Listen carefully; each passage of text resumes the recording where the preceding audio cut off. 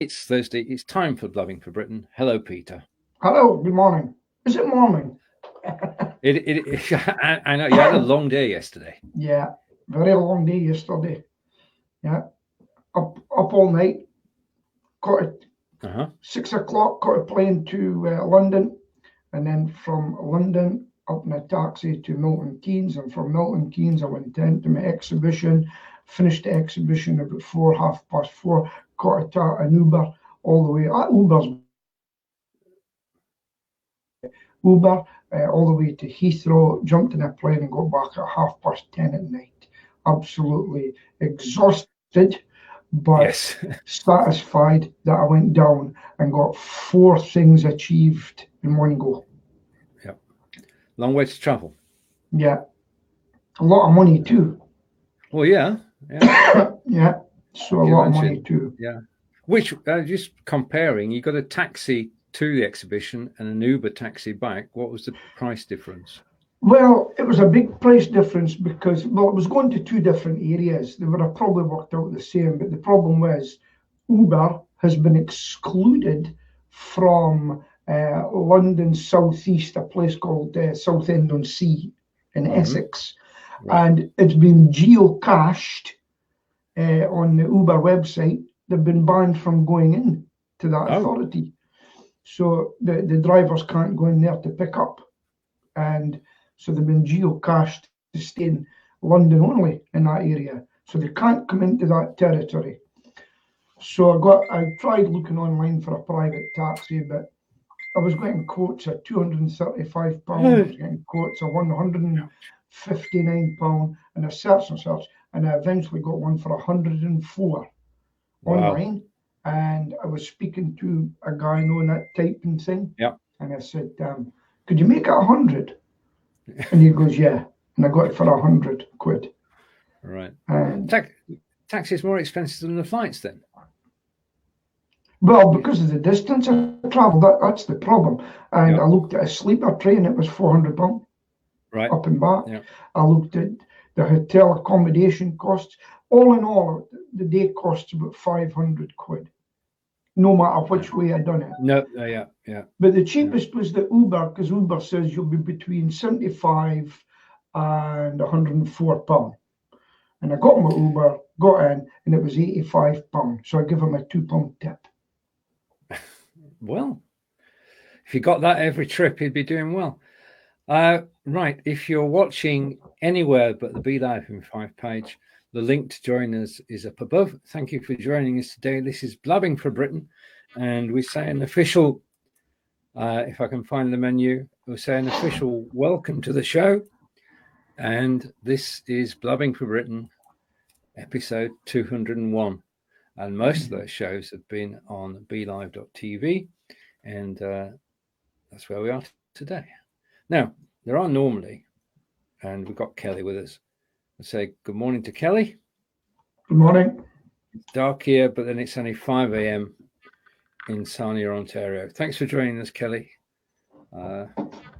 Okay, we're waiting for John and Stephen to arrive.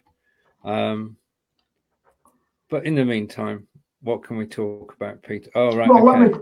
let me carry on if you don't mind. Oh, yeah, surely. Involves so Off you go. So I went down with the sole purpose of doing three things, which I won't bore you with, but I'd done it within 15 minutes. If you're wanting legislation or if you're wanting anything changed within your industry, go and meet the people that do it. And I walked into that hall and I went to the first one and I bumped them off and they agreed to do what I'd done. And I went to the second one and I bumped them off and they agreed to look into it. And I went to the third one and I want to, and I got them as well. So, mission accomplished.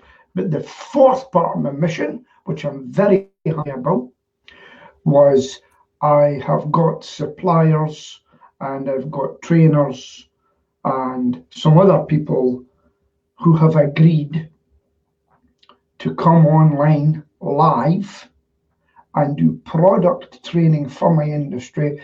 And my Pest Talk group has now up to about, I think it's nearly 44 people. So mission accomplished as well. is regarding to using BeLive to train people on here. End of. And we come to end of. We have got John. And I'm hoping to get John. I'm going to take that off. Yep. Good morning, John. Morning, John. Morning, John. You're quite quiet. So quiet. I have to use sign language. Well, I don't know any sign language. I've got to be. He's working on it. John's working on it. Good morning to John. I got Stephen down in the staging area as well. Or at the moment, Okay, that's good. I've only got a blue screen. Did you know that I actually, when I had my lunch yesterday in Asda near the exhibition, I actually seen a couple of deaf people, sign language people having a row. They were having an argument. Did you know why I knew? Why? They were spelling in capitals. Oh, very good, Peter. Let's try again, John. Hello, can you hear me? Yes, we can hear you now. Yeah. Yeah. Okay. I've unplugged my microphone and I'm back to using the one in the camera. Okay, right. we can still hear you, which is good. Incidentally, how's my background? Don't know. Keep asking you what size you want it, but Where are you, Peter? Where is your background? This is the skyline of part of Aberdeen. The grey granite city. it's extremely pixelated, shall we put it that way? Yeah, I thought it was, so I'm going to wait to change it. You have a chat, if you don't mind. Okay, we shall have a chat. And as I'm waiting for a signal from Stoke. Thumbs up from Stoke, and no, he's thinking about it. No. Right, okay. I struggled to join this morning. Yeah. Nothing to do with BeLive. Right. I'm going like this with the mouse, like mad, and nothing is happening. So I get 2 new batteries. I put them in, and I'm going like this with the mouse, and then I realise the receiver's not plugged in. Oh, right. Okay. Right. And I'm not sure whether. Are you ready, Stephen? Okay. And that's better. There are now going to be four of us. Morning, Stephen. How are we? Is it cold? Yeah, it's cold and no, it's not cold. Of course, it's not. It's 90 degrees out there and it's gloriously sunny. Yet the waves are gently crashing against the beach, and it's beautiful. And today at noon we have the beginning of the Stoke beer and cider. I'll put you full screen. Just a moment. Oh, hello. There we are. Noon today for 3 days, 3 nights. Stoke Beer Festival. Come along and have some nice beer and cider and gin and foreign beer, and I think there's some wine actually as well, but not quite sure. I'll come down with my alcohol abolitionists and have a campaign. Yeah, you'll be welcome, Peter. You'll be welcome. Incidentally, up in the northeast of Scotland, they're quite religious, Fraserburgh area there, and every New Year's Day they have a flute band, and the whole village comes out and they march and regarding alcohol temperance, and they're called the Brethren. Did you know that? No, we do now. They sound like a fun bunch to me. Oh, yeah. I've heard of the Temperance Society. Oh. Yeah. Lost your song for a minute there, Stephen. Right, I've heard of the Temperance Society. Yeah. Yeah. Okay, and Kelly is giving Stephen a thumbs up. There'll be some Canadian beer as well, I guess. There's 150 beers available, 70 ciders, loads of bloody gin, and so I'm actually going to go away about past because I've got to go up and because I've done the online tickets, Right. advanced ticket things. We didn't want to pay a certain bright company 5% of our takings, and instead we're paying 1% because I'm a volunteer on it, and another order's just come in, and so yeah, it's been a good fun and a great bunch of volunteers. So it's camera, obviously, and a great bunch of volunteers putting this thing together, and it's going to be fantastic. So Can you just explain what camera is? Oh, it's the campaign for Real Ale. It's been going on for about 50 years, has it? Something like that. Yeah, I think so. Branches in most places, and it's just dedicated to fab beer, craft beer, all beers, and pubs. And there's another one. There's like a sort of sister organisation called the Pub Preservation Society or something like that, and it's sort of dedicated to keeping pubs real, like they used to be before the invention of teenagers and things like that, and breathalyzers. No, not so much that. More the sort of the domination of the big boys, the big breweries, and the sort of creation of these god awful grey pubs, serving grey food and having grey children in as well. For goodness sake, what's going on there? So anyway, that's the news from Stoke. Oh, and he's got his guitar out now, Mr. Guitar Player. Okay, you I start. can't get the right background today. Does that look okay?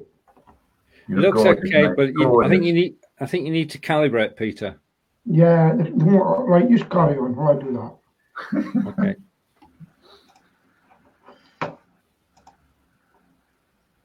Right, so Peter's calibrating, as all XSplit VCam users have to do. Where should we start? Is there anything going on at the moment? Yeah, it's ever so quiet, isn't it? It's very quiet. Deadly quiet. It wasn't quiet here at 1:15 this morning. There was a fail to stop at the end of our road. Police chasing some young men in a car. They caught one of them getting out, but the other one got away. So about 1:15 this morning, we've got cars galore, policemen galore, a dog, and they were flying a drone to see if they could find him as well. Oh, wow. They didn't find him. He got faster legs than the policeman by the look of things. Right. Well, in local news here, at 10:50 last night, a member of the public spotted unusual activity just off the M4 near Chippenham and reported said activity to the police. And they discovered 15 people in the back of a lorry. And do you think we can ever stop it? No. Yeah. Okay. You're referring back, of course, to the sort of the 15 people who died in that bridge. 39. 39, yeah. What? Oh. Yeah. And then wasn't there about another 19 found alive in a container somewhere? Could be, yeah. And you know how Peter, how you talk about the fact that you go onto YouTube and you listen to the various podcasts and what have you. Have you listened to LBC? I listen to LBC and Talk Radio all the time. Yeah, because James, what's his face? Oh, James O'Brien. Oh. Yeah, you can't stand him, I know. Yeah, but you're much happy with Nige, aren't you, Mr. Farage? But James was talking about the fact that he knows an Afghan refugee, and his story's out in a book now about how he came to be a refugee, what it was like on the refugee trail, so to speak, as they come from Afghanistan or Syria or whatever. And I haven't listened to it yet, but it's apparently absolutely so powerful a listen. But I've only just started listening to LBC the last couple of months, and it's quite a refreshing change from the BBC, especially that bunch on Radio 4 Today programme. And I also really like Eddie Mair, I think he's such a great interviewer, and he doesn't take any crap. And then James sort of well, he did it himself. Moss Reed, outed himself as a complete and utter. The other day, talking about Grenfell. It's funny what you're mentioning there. You're mentioning all the left-wing type commentators in the LBC. Yep. And you haven't mentioned, now, and I'm like you, when James O'Brien comes on, I switch to talk radio because the other Mike Graham. Yeah, but it's about our bubble. It's about your bubble's different from mine. Right. But I'll tell you this much: Mike Graham is actually getting more people leaving LBC and going to talk radio. What is talk radio? Is that just a talk station? radio? Talk radio is the equivalent LBC and talk radio, and they both put on they've both got a mix. They've got a mix of left wingers, right wingers, independents, and different shows at different times of different people on. Yeah. And it's no, look at, you're right about BBC Radio 4. John Humphreys is now left. Thank God for that. Yeah. And he has slaughtered them because he said I couldn't say what I wanted to do because I was stopped. Wow. Did you see that? I saw the headline. I mean, I knew. Now, I've got a question for the man from Birmingham. Do you know Ian Austin? No. MP. He's the Birmingham MP, and I suggest you go and look at his Sky News interview this morning. Guy was about crying, and he's a Labourite. He's Labour all his life, and he's actually said to vote for Boris Johnson rather than have Mr. Corbyn in. Which brings us nicely on to. We've got to start here, I suppose. General election 2019 has begun. Well, the Liberals have screwed it where I live, that's for sure. How so? Yeah, they have two. We have two constituencies in Solihull itself, and Meriden, which is inside Solihull and includes Chelmsley Wood. And in both places, they've put up local councillors, and they just haven't got what it needs. Mm-hmm. The gravitas.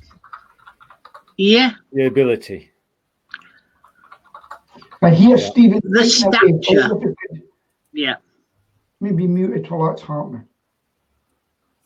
Yeah, sorry. Right, okay, sorry, I'm trying to do something and not succeeding. That's okay.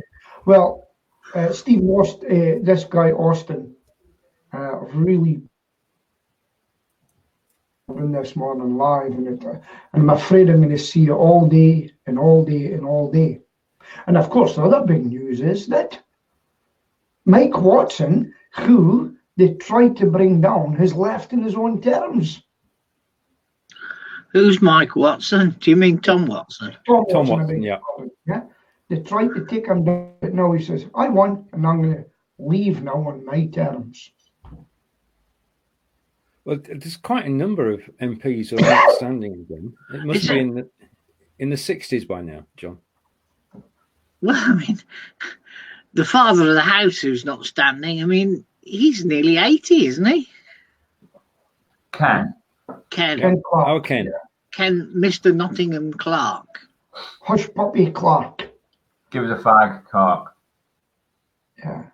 Well, these people have got to stand down at some time.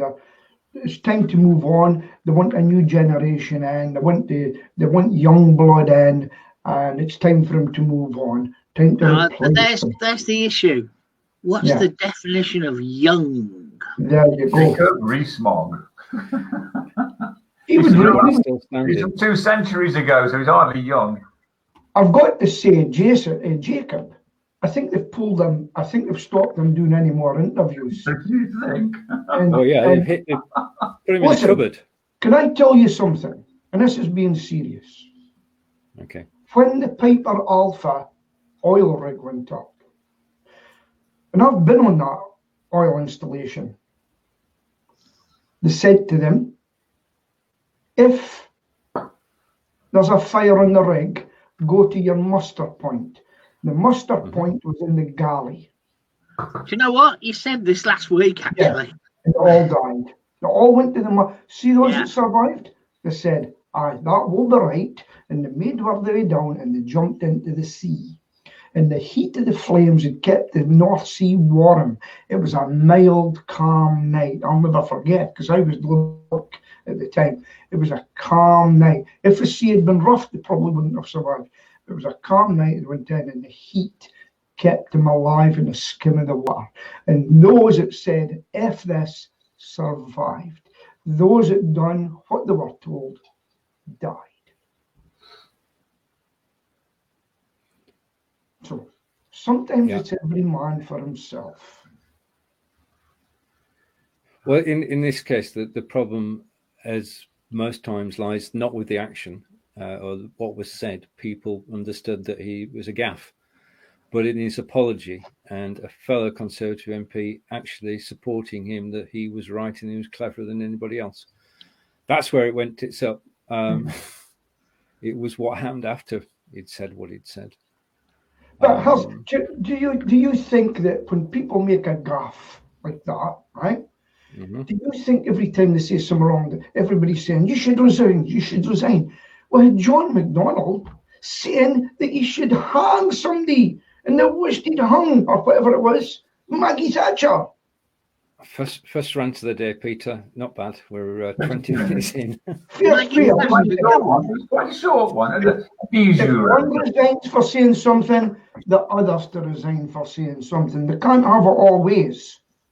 But it's about the venality of it. It's about the sheer horrendous attitude that he has to his fellow. He hasn't got any fellow. John McDonnell about an MP, yeah, hanging them.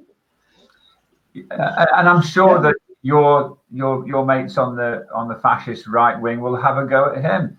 So you can't expect the other side to be quiet. Why do you expect one rule for your lot and one rule for the other lot? Who's right wing? Pardon? Who's right wing? Right wing? You? No. Have you listened to the last 201 episodes? The four of us, Peter. I have yet again voted for who I'm putting in my vote for.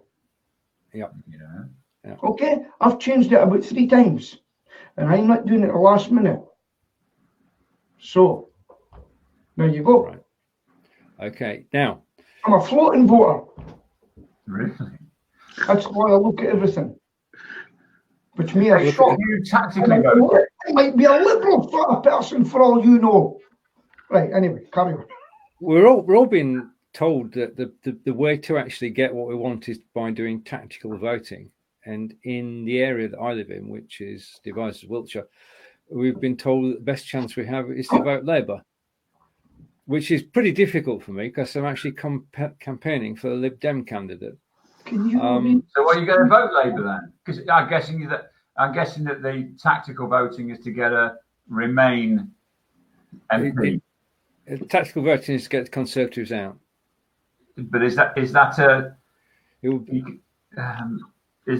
on the grounds that you want to remain? I know.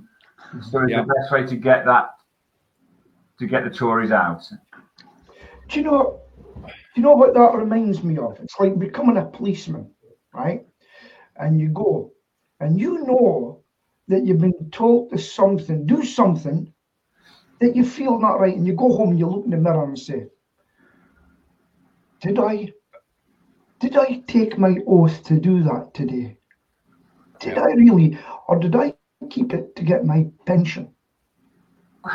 Did I do wrong today? I voted Liberal all my life. And I voted Labour against my convictions. How can I look in the mirror? That's my view. With absolute ease.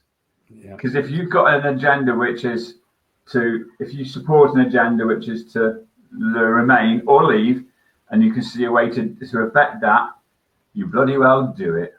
Yeah, if that's the main objective, I think that's. Has to be. A comment Morning, Stewie. Guess this what? one. Sorry, Stephen. Okay, you like this one, Peter. This winds me up. The nation has spoken and already decided. It's called democracy. What's not not hard democracy, to no, understand? Mr. Guess Sheldon, what? let me tell Mr. Sheldon something. Listen, you're like me. You're probably one of the plebs, the suckers that went out there and put a vote against somebody that said, oh, you don't know what you're doing, you stupid person.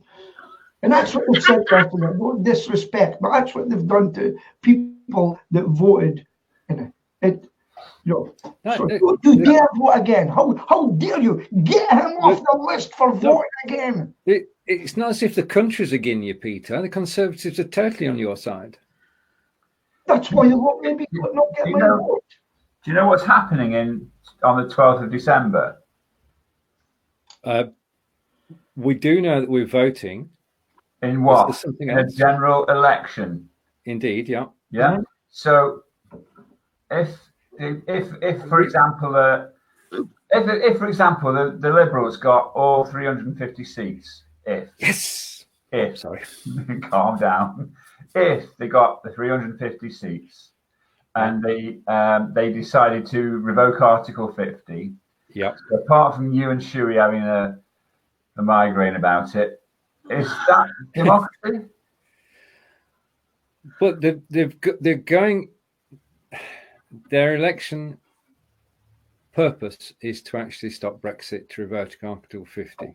Yep. And if they are voted as to be in a position where they can actually do that, then they have a legitimate right to do that, in my opinion. A democratic right. Yeah. Because remember that the referendum wasn't binding. It wasn't an instruction to actually make a deal. There was no issue about a deal. So the referendum was kind of a no deal vote, right, which Peter would have loved, and Shuey probably. What are you saying here, mate? Do you know I'm more interested in what happens in Scotland? Sure. I'm not in that way. I'm interested to see how many people actually vote for the SNP this time. That'd be interesting to me, because with all we've heard in television, I said, look, they don't speak in my name. Hello? We can still hear you. All right. I can hear you down in Solihull without the need for the communications we're using. Right. So, if before you carry on, Peter, if you hear any noises from devices, we have the plumbers in today. And once the plumbers have arrived, there is no way you actually tell them to take a break. To see what happens within Scotland, to see how many people vote for the SNP and how many. And I'll tell you one thing I would love. Here we go. The last thing, and then you can move on. Mr. Ian Blackford of the SNP. I would absolutely love to see him getting voted out. I'm looking forward to that. End of. Hey, Stephen, that's with a PH. Haven't Stoke City sacked their manager? Oh, yeah. Because that's far more exciting than all this bollocks we're talking about that we'll never get sucked into the general election. I'm expecting Shuey to come in on that. Yes, he left the company. He left the organisation last week, I think, wasn't it? Last Friday. Yeah. And then we had... No, it was after Saturday, wasn't it? Or did you have... Oh, no, that's right. Your long throw. Yeah, Rory came back. Rory came in and did it, didn't he? So is Tony coming back? Yeah, I think so. Right. But it was just it kind of exposed, because Rory's loved by the Potties people, and he was in charge for, was it Tuesday night? I think it was Tuesday, because I met Paul on the Wednesday morning at our networking event, and we don't talk to each other about it because it's just so bloody depressing. But essentially, I think the view is that the whole of the organisation needs to be replaced because we've got a crap CEO. We've got an owner who has put loads and loads and loads and loads of money in, but it's just not working. And every single member of the team needs to be replaced. That'll sort it. We'll be in Division 2 pretty quickly. Yeah, Derek McInnes doesn't matter to Peter. He didn't give a shit about football. So, them being linked to Derek McInnes is like the monkey. I mean, McInnes is a big man anyway. I could see Pulis coming back in, and I could see him saving us. But whether they've got I just don't. Nobody's got any faith in any of the management at all. I think Pulis could do a good job. He's just getting a bit long in the tooth. Yeah, I'm sure he is, but I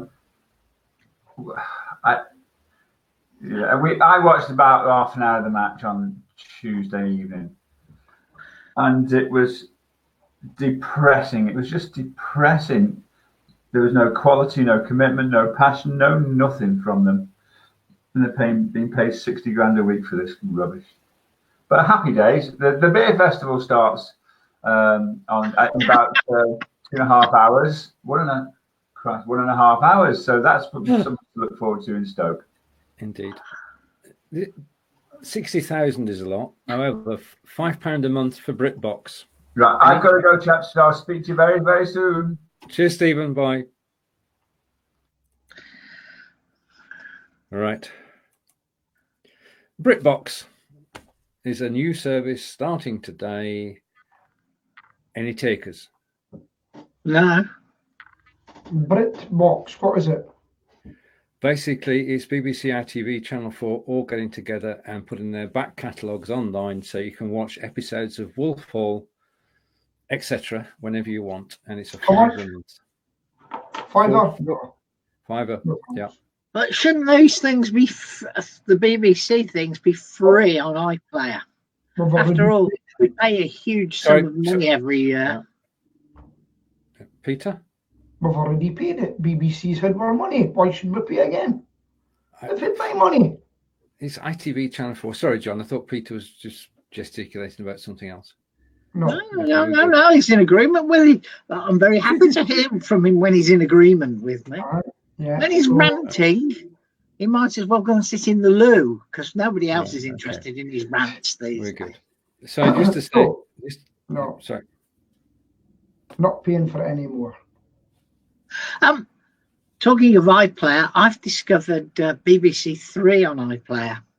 It came about because I saw on Facebook an excerpt from Man Like Mabeen, which is set in Small Heath, which is like 3 miles up the road, 4 miles up the road from where I live. So I watched that, thought, this is quite good. So I watched all 12 of them. Oh, you've been binge watching. And this was over a period of days, not all one after the other. And then I saw an excerpt on BBC Three as an advert in between the things of a thing called The Young Offenders, which is set in Cork. And I've watched 11 of the 12 of those, and I should be going to watch the other one tonight. Completely different from anything you would normally get on the BBC. Both of them, one of them has no bad language in, which is the man from Mabeen, and the other one, it's difficult to find the words in between the F's and the B's and all the rest. But it is so funny. It's not true. So if you get a chance, have a look on iPlayer at Man Like Mabeen, which is about a reformed drug dealer in Small Heath. And the other one's called The Young Offenders, which is about 2 15-year-olds in Cork City. And you get to see some amazing things like orcas swimming up into Cork City Centre, that are just sort of spin-offs of the actual programme itself. Very good. I do more watching of the catch-up things than anything else. But I don't know if you've heard of this, Stephen. Have you heard of Deutschland 83? Oh, yes. Brilliant series. And have you watched Deutschland 86? Brilliant series. Right. No, isn't that good for learning German? It is, yeah. I mean, I still Right. watch it with the subtitles in English on. Yeah. But I mean, brilliant stories of events when the Berlin Wall was there, Yeah. and it's just tight story, well told, and it is in German. It's a great way to learn German. Yeah, great. I agree. I just wondered if you'd seen that. I quite enjoyed it, you see, and so I'm into the second series, and I'll tell you, like Sir Andrew Neil, I like listening to him interrogating. But it's 7 o'clock at night. I'm doing other things, so I will in an early morning when I get up, I will watch Andrew Neil interrogating every politician, whether he probably votes for them or no. That's quite. Oh, you died. We'll be back in a second. But you are okay. Okay. Yeah. So. Yeah. Right. Quick quiz. What is Collins Dictionary 2019 word of the year? What's the new word this year? Do we know? That one, I've forgotten it. Okay. Audience, if you want to chime in. Okay. The word is climate strike. Is the word of the year. I think. I'm mystified here. There's 2 words there, not one. Should I change it to? I'll change it to phrase. But I think. No, but they're actually calling it word of the year, Stephen. It's not you I'm complaining about. No, I know that. But climate strike, if they put it all together, yeah. But that's the word phrase of the year is climate strike. Okay. Oh, I'm just looking at Paul Sheldon's comment about football one. I've met the guy.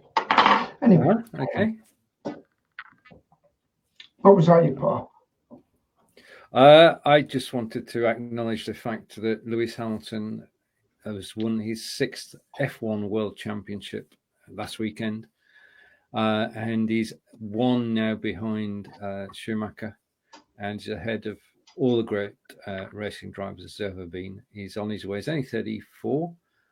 He's still got 2 or 3 seasons left.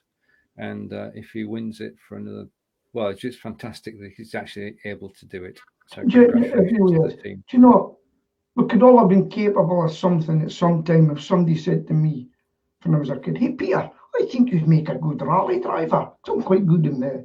And put me, but it was nowhere for us. Yeah, nowhere for me. Like he came from a council estate. Dad put him on that thing, playing. Yeah. So the go-karts. And you've got to catch them early. You've got to catch people early and get them in early and get them to where they're going.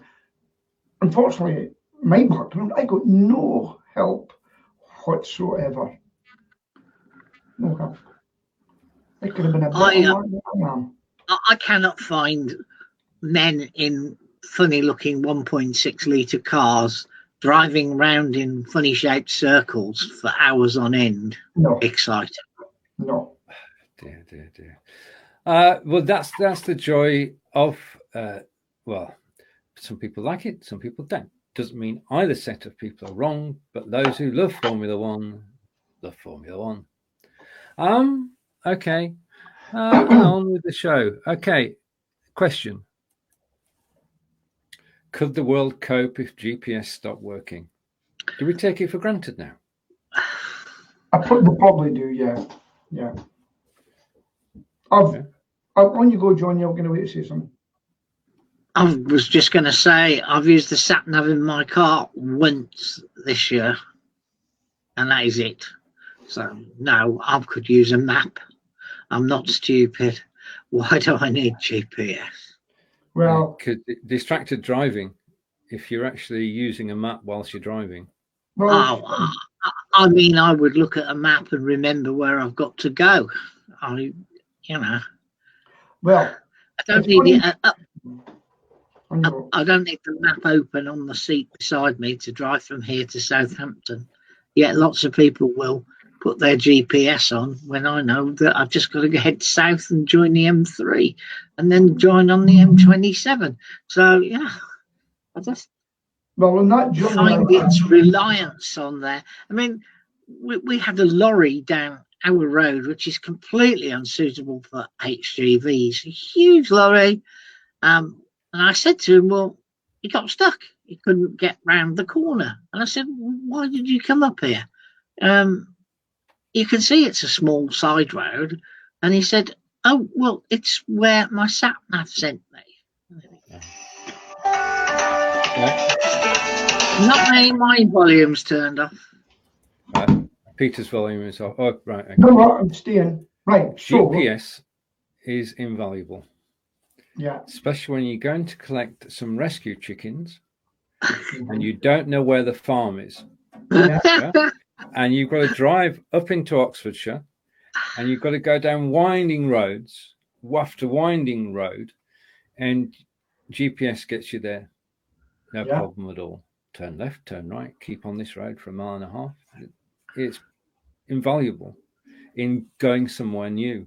If it's somewhere you've been before or a big city and you're not particularly bothered where you want to be, then we can do it. We go north, south, east, and west. Well, but I we are reliant on it. I used my sat nav on Monday, Right. Yeah, which is the first time this year to get to somewhere that's 5 miles away, only because it's new.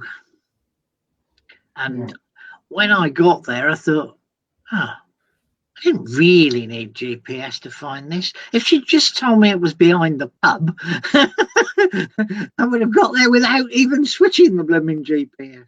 So, I did an epic journey yesterday. But GPS, I mean, we go out running 3 times a week now, well, walking and running, and the GPS is actually tracking us and telling us how fast we're going. So, couldn't do that without it. So it's invaluable for many, many reasons.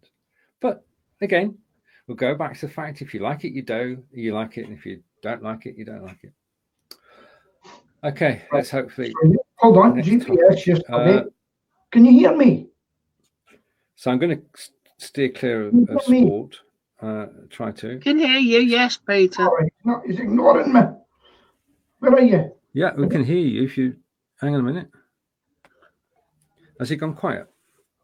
Can you hear me? Just a minute. Yes, can hear you. Stephen, can you hear me? There's this hand flying through the air with no arm attached to it. Oh, now your arms appeared as well. Stephen can't hear me. I can. I can't. Is this another Be Live for non? I don't know. It could be a Facebook or a Be Live or. That's the problem. Is there's so many links in the chain. It could be anything. True. I'll refresh. I'm all refresh. Let's take this in order then. Peter, would you like to refresh and come back? Okay.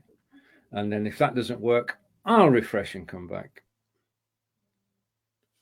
Okie dokie. And change that. Then there were 2. Indeed.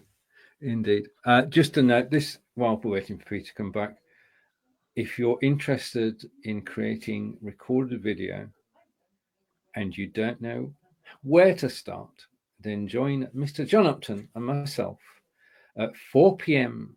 today on the same page that you're watching now. It's 11 a.m. Eastern, and we'll be talking about, we're talking about this. Let's put the show will be inspired by InVideo. It will. And there's InVideo. Yeah, I can hear you now, Peter. I can't see you, but I can hear you. Sounds preferable to me. Only be able to hear you. No, it's better when everything works.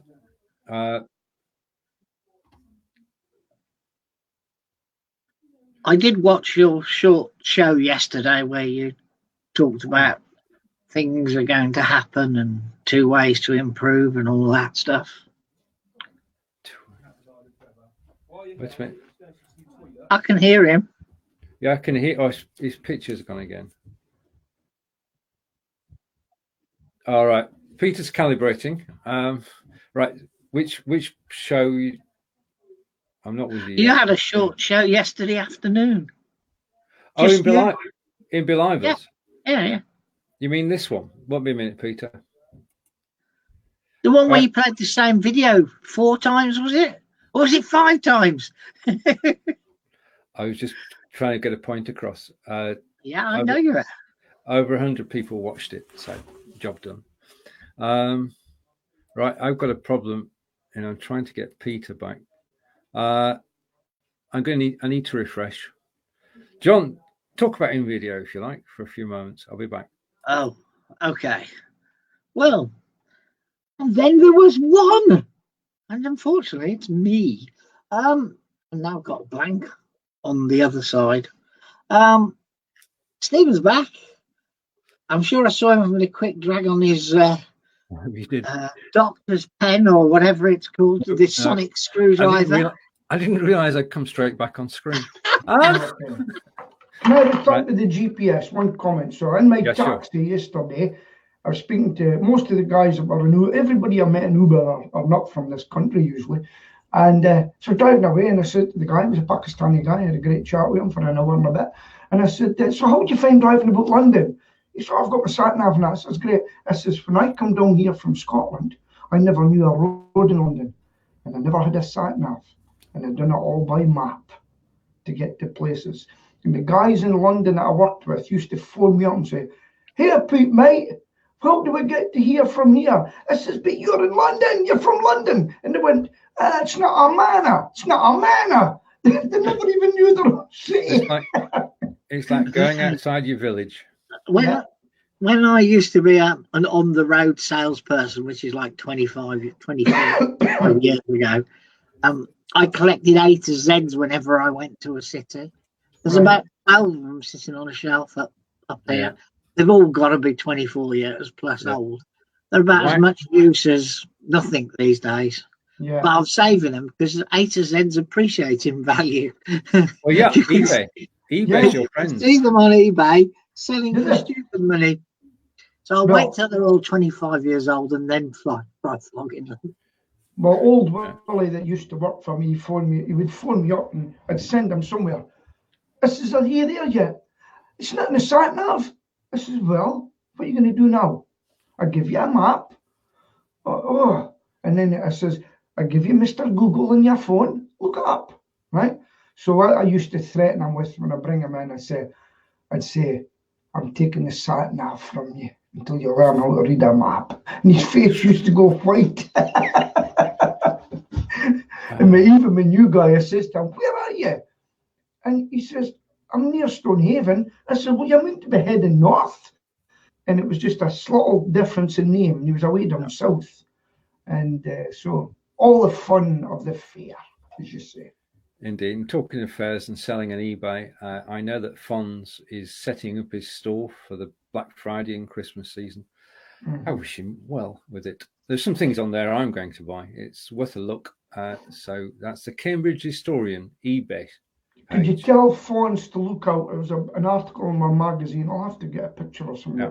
Pest Control magazine last week, and it's about a Cambridge pest controller who cycles about with a big box at the back, all logoed. Oh wow! He travels about doing his pest control in Cambridge. I will. I'll tell him to message you. Yeah. Right. Anything we want to talk about that's not on the agenda? No, we could talk about impeachment.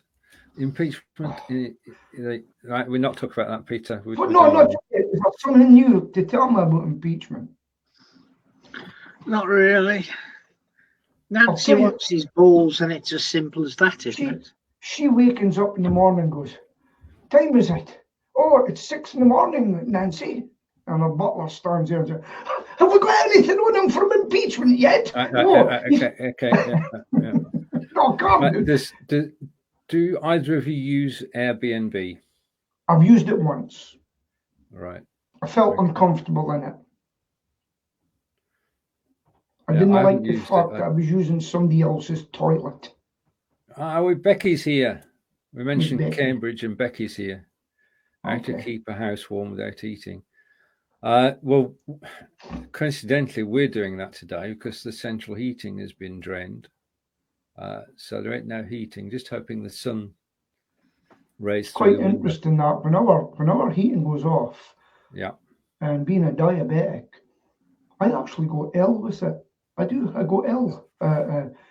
It's cold and my body kind of shuts down. We did have this for a day last year when we had a new boiler fitted. Yeah. Celia walks up the stairs, turns up the heating.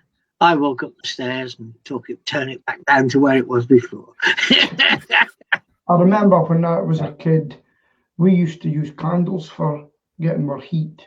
And if it dropped below 0, my father would light them. Right. Okay. I remember ice on the inside of the metal window frame. Oh, I remember that. Those the days before central heating, and you walk up in the ice bottom of the window. Oh, aye. Yeah. I remember those days because even when my mum and dad passed on, they still didn't have central heating in the blooming house I grew up in. I'll tell you what brings back memory, good and bad memories, because this weekend we'll be thinking of our soldiers.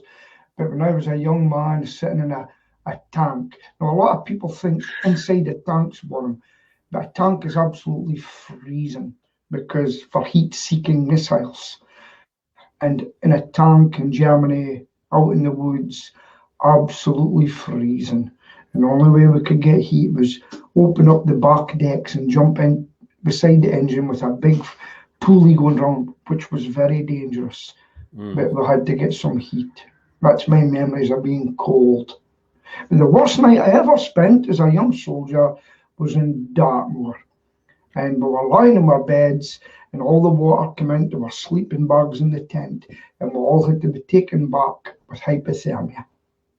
Horrible place, Dartmoor. Anyway. Right. And Kelly's saying that we've got it easy because at the moment it's 0 degrees today, feels like 7 wind chill, and the snow on the way. 4 inches of snow, possibly. Wow. Which I think was it the Sun that said we're in for the worst winter ever?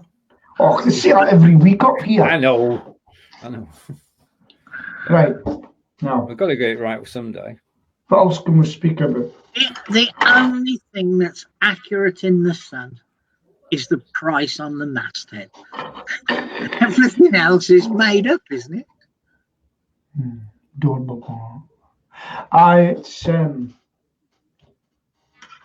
Yeah. Did you see this week the presenter from ABC caught off?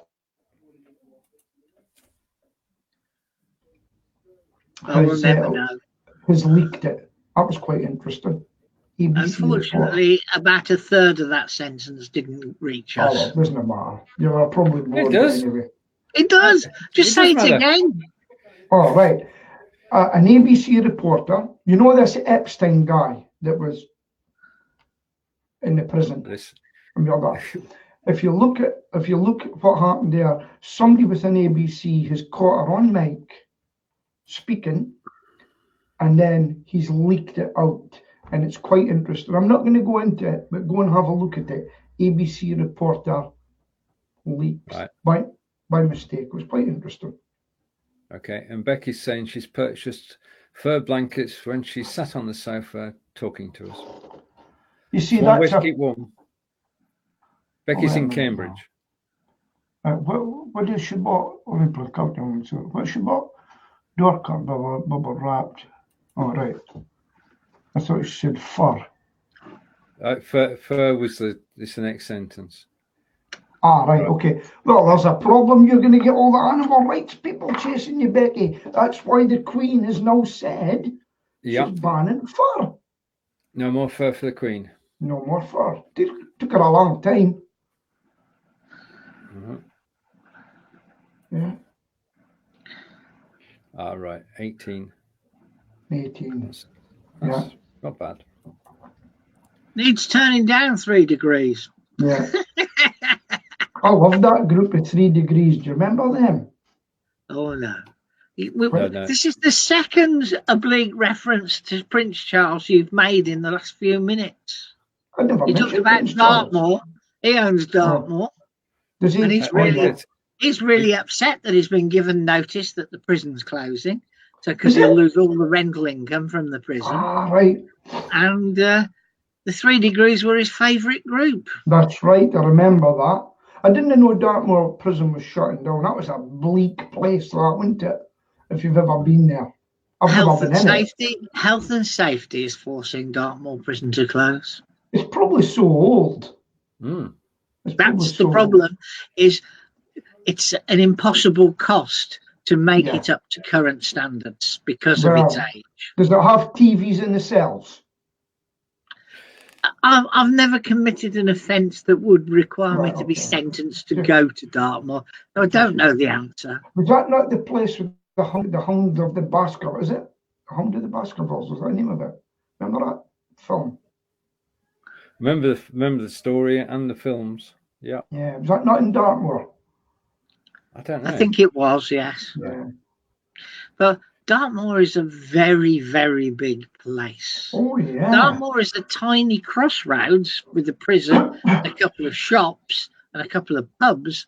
But basically, Dartmoor, as in the moor, is huge and stretches from almost from north to south coast. So we used to go to a bridge in Dartmoor and went to jump into the water until one boy was killed jumping with the jump in. Where you were pushed in, and that's what we used to do in training in Dartmoor. I hate a place. It's nice in the summer. Indeed. And just to prove that the sun's shining, it's shining through the curtains. When the sun shines down. Right. Okay, we're coming towards the end of this week, which is this week's show, episode 201. Just to remind again, you can see John and I at 4 p.m. today in video. Just give me 30 seconds, please. Can I just I'll just take a note of that. 4 o'clock. Yeah, make sure you're doing something else. Okay. I'll give you that one, Peter. And Becky is saying it's a rainy damp day here in Cambridge. The sun's shining in Wiltshire. Yeah, the sun is shining in Wiltshire, which is good. Okay, and stay warm. We will. Thank you, Becky. Okay, just a quick look through at some of the things that are happening this week. Sainsbury's announced their profits today, and they've sold less food and less everything this year. And John's back, and I'll bring John back on camera. Another bloody Amazon delivery, not for me. Not for you. I just feel like a delivery centre. Hey, how does my picture look now? I've moved forward.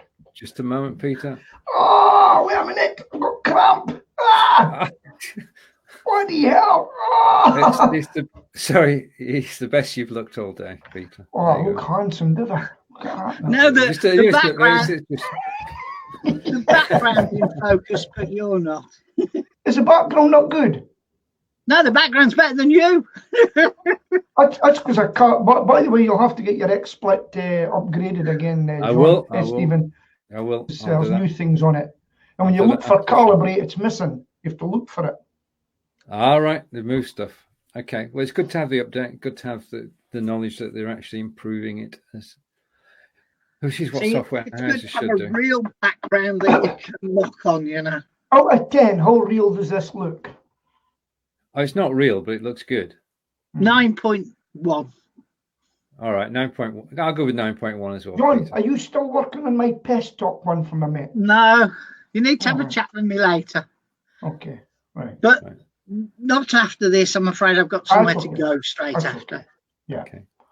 And Becky is saying, final comment of the day, far too many big cooperative stores for food, junk food being overconsumed. Well, Becky, let me tell you, I am on a low-carb, high-fat diet, and I've cut back, no chips or anything now, and I feel wonderful. Right, and Kelly has given you a 9. Okay, that's good, because I move back and I move forward. Okay. Yeah, well, it's when you move that you screw it all up. That's All right. Okay. Don't move. That's never going to work, Peter. John, it's over to you. Right, so it's goodbye from Stoke, who's buggered off to start sampling the beer. Mm-hmm. Underneath the palm trees, alongside the waves on the lake. It's goodbye from Peter in Scotland. Bye. I don't know what I've well done, but I've done well.